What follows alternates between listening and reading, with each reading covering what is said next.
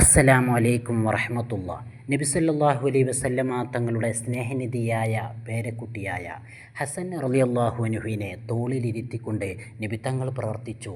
അള്ളാഹുവെ, ഹസനെ ഞാൻ സ്നേഹിക്കുന്നു, അതുകൊണ്ട് നീയും സ്നേഹിക്കണമേ.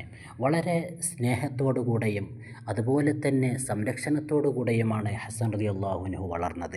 നബി തങ്ങളുടെ അതിരറ്റ സ്നേഹവും കരുതലും സംരക്ഷണവും അവർക്ക് ലഭിച്ചു. അതുകൊണ്ട് തന്നെ നബി തങ്ങൾ സ്നേഹിച്ച ഹസൻ റളിയല്ലാഹു അൻഹുവിനെയും അതുപോലെ ഹുസൈൻ റളിയല്ലാഹു അൻഹുവിനെയും നാം സ്നേഹിക്കേണ്ടതുണ്ട്.